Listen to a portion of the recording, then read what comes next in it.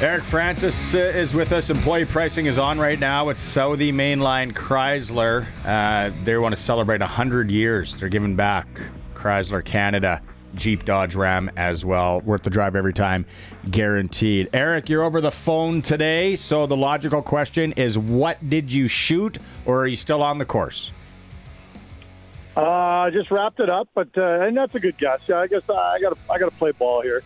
I'm en route from the course to home. Shot a 75. I'm okay with that. Left some out there for sure, but you know what? It's not about the score. It's about the birdie juice. Is really what it's all about. It's about the gambling. What is your birdie juice? What is your birdie juice of choice? Can it be solidified in some sort of gummy state? Okay. I'm fair enough. Not a big. You know what it is. I think I told you this before. I call them the Wednesdays because of men's night. It's I like this is just. It's not if I get a birdie, I'm taking a shot or anything. But I like a nice gin, soda water with half of a shot glass roughly of Fresca. It's a refreshing drink on the golf course. Called the Wednesday. Jesus. Gin, soda, Fresca. Okay. There you go. Keep the calorie count down. What's that? You mix it all together ahead of time? No, the cart girls do it at the course I play. Oh. They call it the Wednesday. Yeah, okay. And it keeps the calorie count down, so then Maz is happy, right? Because Maz likes to criticize people on their calorie intake and all that. So Greg's with me today from the Piffles podcast, so he might chime in as well. Which team is done? Vegas or Winnipeg or both? I don't know. I'm going to say Vegas, but it's not looking good for either one of them, obviously. But they're both damn good teams, and I guess it's not supposed to shock any of us if they, at least won one more game and got the nerves going to bring it into a game 6. But yeah, if you're gonna put it on one, but then again, Vegas is playing in Vegas tonight, and they don't lose in Vegas very often. That place is tough to play in. I don't know. That one, the Oilers just seem to have this momentum, and they've got all the guns going, and it's, as we've talked about throughout the playoffs, it's not just the big boys. In fact, it's rarely the big boys. It's everybody else chipping in, and Vander Kane now is the story of the day, and it's just quite amazing. And no, I hate to say it, you're not supposed to say anything nice around here about the Oilers, but it really does seem like they've got all of the ingredients except the goaltender, which is a bit of a problem in the National Hockey League if you don't have that one ingredient. So, lineup wise, they're looking really good, except for the goaltender, but their goaltenders have been able to step up, so we'll see. So I'll say Vegas, but I'll be watching closely tonight. It's going to be a good one. Hey, Eric, Greg here. Got a question looking on the other side to the east. What happens if/when Toronto loses? Are they done? Oh, another good team, and if I don't know what Stolar's situation. If they get him back, I think anything's possible because he kind of completes that lineup. Are they done? I don't know. You'd go back to Florida, and you'd have to win in Florida against a team with all the momentum and 3 wins in a row. It would sure feel like they were done. But again, Toronto's a good team, and if they get the goaltending on any given night, they can keep it, keep this thing going to 7 games. But yeah, I'm with you. Like, it sure feels to me, and again, Paul Maurice, I think, was the first guy to say it, like, good teams, Stanley Cup winning teams, completely ignore momentum. Like, game to game, there's no such thing as momentum or lack thereof. And, but it sure feels to me like Florida's got a ton of momentum, and a series that everyone in Toronto probably thought they were going to wrap up in 4 after the first 2 games now suddenly looks a whole lot scarier. So, yeah, I would say if there is such a thing as momentum and a team like Florida can put that nail in your coffin, a win tonight by Florida in Toronto would put them, in a real bad spot. Who do you think is more sick of talking to the media and doesn't want to talk to the media for the next 6 months? Austin Matthews or Connor Hellebuck? I want to put Mitch Marner in there too. Sure. Because Mitch and Austin Matthews are inextricably linked, and the one thing they have in common, on top of being phenomenal hockey players, is neither one of them has a reputation for being any good in the playoffs. So, and yes, same with Hellebuck. I get what the storyline is, but yeah, you can read it. These guys are so sick of standing in front of people answering the same questions, and really, they got no one to blame but themselves for having the same storyline time after time after time.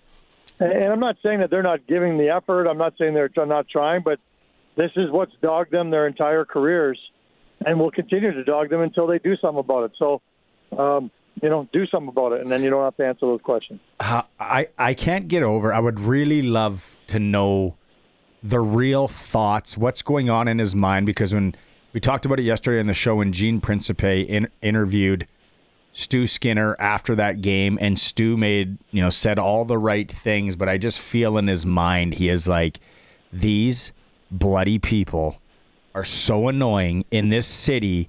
I want out as soon as we are done. But he's not, and he's got a closet deal. Nice commercial.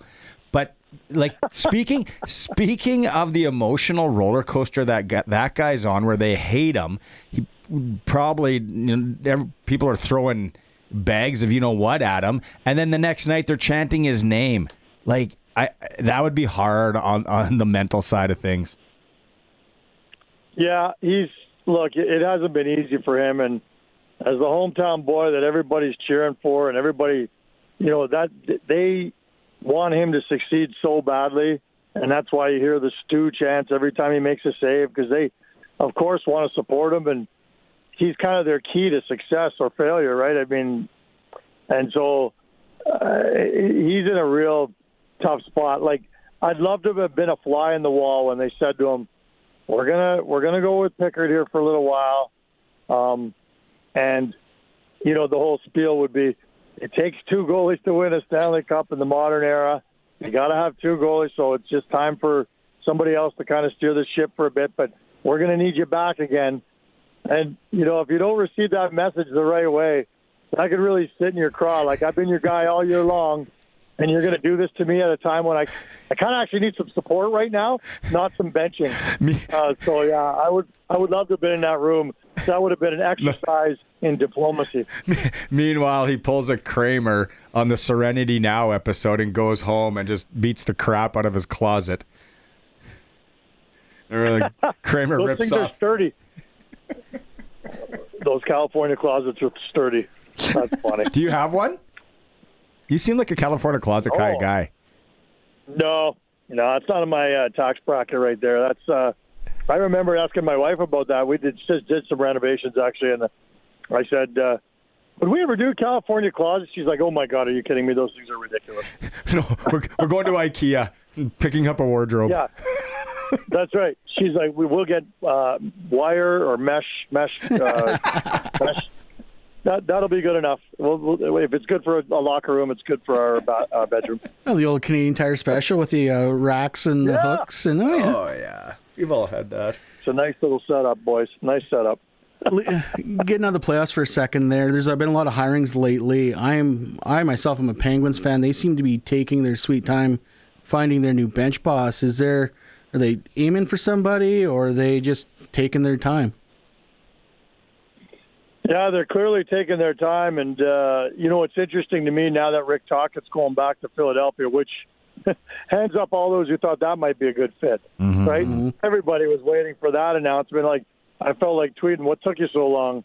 But I get it. When you have 8 options, including the organization he left, he wanted to take his time and make sure everything was hunky dory. So I don't know if the Rick Tocchet, I've always seen him as the domino, and once he got signed, because I think a lot of teams wanted him, or at least were interested in talking to him, and I've always felt like once he signed with somebody, then the other dominoes would start to fall. And I do believe that that's going to be the case now that that's been solidified.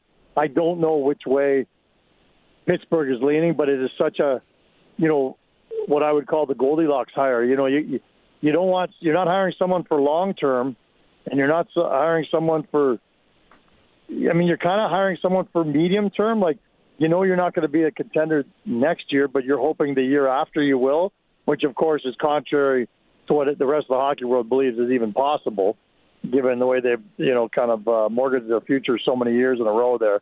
So that is, I think, who they hire is going to be very telling in terms of how far out they see it in terms of when they might be able to be a contender again. And I think we all believe that's a pipe dream, thinking that they could be a contender anytime soon. Ken Holland, Los Angeles Kings, it's official today. General manager. I wonder if he throws an offer sheet out to anybody just to disrupt things. Wouldn't it be great if he offer sheeted somebody in Edmonton? Yeah, exactly. That's what I mean. Yeah, you know what? Like, it's funny that a lot of people have been wondering if, given what Doug Armstrong did last year with the offer sheeting, and it was just cutthroat, man. That's one of the great GM moves of the era. It was so well calculated and everything. It was a perfect storm of circumstances too. Everyone wants to know if that's going to be more prevalent moving forward, and I don't think it is. I don't think you're going to see any of them this year, as a matter of fact, because with the growing salary cap, everybody's got just a little bit more wiggle room this summer and next summer. You know what I mean? Like the Oilers were in such a pinch that they couldn't get out of it financially, cap-wise. Now I think everybody's just got that extra money right now. And hey, some people could go and spend like drunken sailors, and then after, the dust settles after the draft, somebody sees another opening to try and corner somebody. But I just don't see it. I think everybody saw that. Everybody's terrified of it happening to them, and I think everybody's got a little more cushion moving forward. So as exciting as offer sheets are, I don't see them happening anytime soon. Are the Flames going to try and lock in Wolf long-term anytime soon here? I think they'd love to. I think they'd love to. And, the contract that I keep throwing out there as a comparison was Jeremy Swayman. Remember, he held out a little bit this year. There was a little bit of bad feelings between the Bruins and him, but he knew that since they traded Ullmark, was holding all the cards. His numbers last year are eerily similar to the numbers that Wolf posted this year. And so I think that contract would be something that I think the Flames would be very interested. It's 8 years times $8.25 million. And I think you throw that at Dustin Wolf this summer. Look, he's got one more year left on his entry-level deal. I'm not sure how motivated he is to sign a year early. I wouldn't be if I was Dustin Wolf. I'd be betting on myself to have an even better year next year.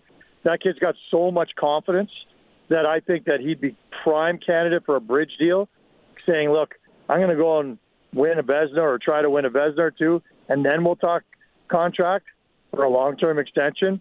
But I just wonder if the Calgary Flames were to throw 8 times 8 at him or something like that, how a kid who's a 7th-round draft pick, who everybody said couldn't do it, I don't know if he says no. I'd be fascinated. And I think that's what they're going to try to do this summer, just to lock him up and never worry about him again. But I just think with his confidence, I wonder if he'd even sign that. I'm not sure. So it's funny. I was listening to you on the fan this morning while I was in line waiting outside to give blood because I got a physical next week. When's the last time you gave blood or blood test? A blood test. I have a bunch of them recently, but I'm not keen on needles, man. I hate to say it, but I don't give blood too regularly because it freaks me out. I like the free donuts, but that's about it. No, it's more for the physical, like the blood test. Because it's in Calgary, is it the same, or you got to like go really early, and there's like the lineup gets to like 70 people deep, or do you have like a fancy, more little bit different in Calgary? Well, we could book appointments here in Calgary. Oh yeah, we can't do that. There's like these elderly people today, like elbows up, man. Like I was getting roughed up. Really? In the while I was listening to you on the fan, and dead serious. I'm like, I got to tell Eric about this story. Yeah, no, it's cutthroat here. Okay, we'll let you go. Good round today. Good shooting. And also, by the way, I think I got a name for our podcast because you threw it out today. I think it's one of the greatest terms, words, couple words, hunky dory. Hunky dory. Yeah. How many times a week are we going to do the hunky dory podcast? Like once a month. It's just about traveling. Traveling hunky dory podcast. That is hunky dory then. Yeah, I'm all in if it's once a month. That sounds wicked. Okay, Eric, have a good one, bud. Talk to you next week. Okay, boys. Yeah, have a great day. Cheers.